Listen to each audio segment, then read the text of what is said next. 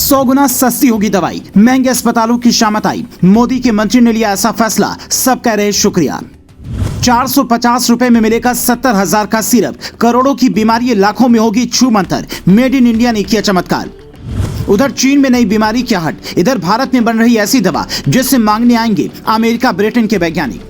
जब made in India की शुरुआत हुई तो कुछ लोग इसका मजाक उड़ा रहे थे, लेकिन अब इसी मेड इन इंडिया प्रोजेक्ट ने विदेशियों के छक्के छुड़ा दिए हैं। भारत अब आयात की बजाय निर्यात की सोचता है। हमारे यहाँ के वैज्ञानिक फिलहाल एक ऐसी सस्ती दवाई बनाने पर काम कर रहे हैं जिसकी कीमत विदेशों में करोड़ों रुपए है। आप ये जानकर हैरान हो जाएंगे कि स्वास्थ्य मंत्री मनसुख मंडाविया के मंत्रालय ने 13 दुर्लभ बीमारियों की सस्ती दवाएं बनाने की दिशा में बड़ी सफलता हासिल की है, जिसमें पहली बीमारी है मिर्गी। इसकी दवा कैनबिडियोल 7 से 34 लाख रुपए सालाना खर्च पर आती थी, लेकिन अब ये देश में ही बनेगी और इसका खर्च 1 से 5 लाख रुपए तक का आएगा। दूसरी बीमारी है सिकल सेल रोग। इसकी दवा हाइड्रोक्सी यूरिया काफी महंगी आती है। इसकी टेबलेट बच्चों को काफी मुश्किल से मिलती है, जबकि इसके 100 ml सिरप की बोतल की कीमत 70,000 है, लेकिन अब वो सिर्फ 405 रुपए में मिल सकती है। तीसरी बीमारी है विल्सन रोग। इस बीमारी में लीवर में तांबा जमा हो जाता है। ये अनुवांशिक रोग है। इसकी ट्रीएंटाइन नाम की दवा एमएसएन फार्मा और लॉरूस लैब ने मिलकर तैयार की है।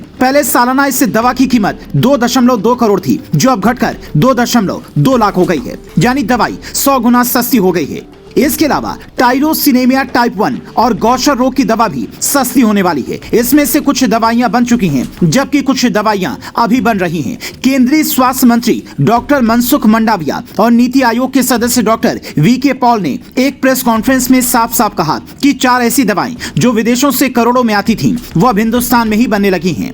इससे 2 फायदे होंगे। पहला, वो दवा सस्ती होगी और दूसरा, लोगों के लिए आसानी से उपलब्ध होगी। अब तक 6 बीमारियों की 8 दवाएं बन चुकी हैं, जिनमें से 4 बाजार में मिलने लगी हैं, जबकि बाकी की 4 दवाओं को मंजूरी मिलना भी बाकी है। उन्हें मंजूरी मिलते ही भारत चिकित्सा के क्षेत्र में एक नया चमत्कार कर देगा और दुनिया भर में भारतीय शोध चिकित्सकों को 3 तरह के फायदे मिलेंगे। पहला, चंद्रयान 3 बनाने के बाद जैसे भारतीय वैज्ञानिकों की डिमांड बढ़ी, ठीक वैसे ही रिसर्च करने वाले डॉक्टर्स की डिमांड विदेशों में बढ़ेगी। दूसरा, भारत फिलहाल 150 देशों को दवाई सप्लाई करता है। जब दवाएं सस्ती होंगी तो अमेरिका और ब्रिटेन भी भारत से सस्ती दवाई मंगवाना चाहेंगे। तीसरा, मेडिकल सेक्टर में भारत की पहचान इतनी मजबूत होगी कि विदेशों से लोग न सिर्फ भारत पढ़ने आना चाहेंगे, बल्कि जिस देश से आयुर्वेद का जन्म हुआ वो देश इस क्षेत्र में भी दुनिया को राह दिखाएगा। एक तरफ चीन नई बीमारी की आहट से परेशान है, वहाँ सांस से जुड़ी बीमारी की वजह से हॉस्पिटल में भर्ती होने वालों की संख्या अचानक से बढ़ी तो WHO ने सीधा रिपोर्ट मांग ली। अब तक इसका पूरी तरह से पता नहीं चल पाया है,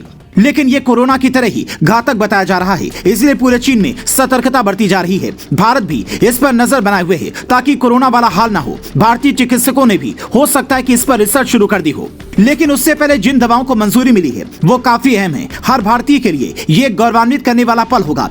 ऐसे में वो लोग जो कह रहे थे कि मेड इन इंडिया से भारत को कुछ हासिल नहीं होने वाला, ये सब सिर्फ प्रचार के लिए है। उन तक ऐसी रिपोर्ट जरूर पहुंचनी चाहिए। पीएम ने जब गरीब के घरों तक सिलेंडर पहुंचाया, गरीब माताओं को धुएं से मुक्ति दिलाई, तब भी कई लोगों ने सवाल उठाए। यहां तक कि गरीबों के इलाज के लिए 5 लाख रुपए तक की आयुष्मान योजना शुरू करवाई, तब भी कई लोगों ने कहा कि इतने में क्या होगा, दवाइयां तो लाखों और करोड़ों की आती हैं। ऐसे में पीएम मोदी ने एक ऐसा इंतजाम किया कि हर गरीब अब पीएम मोदी का शुक्रिया अदा कर रहा है। अगर सरकार गरीबों के बारे में सिर्फ योजनाएं न बनाकर धरातल पर उसे उतारने की दिशा में काम करे, सब्सिडी देने की बजाय सीधा सामान ही सस्ता कर दे, चाहे वो दवाई हो या फिर राशन, तो फिर बात ही अलग हो जाती है। और यही काम मोदी सरकार शुरुआत से कर रही है। आप इस काम पर क्या कहना चाहेंगे, कमेंट कर बताएं। विदेशों से आने वाली करोड़ों की दवाइयां अगर हिंदुस्तान में बनेंगी तो न सिर्फ रोजगार के साधन बढ़ेंगे, बल्कि देश की GDP भी मजबूत होगी।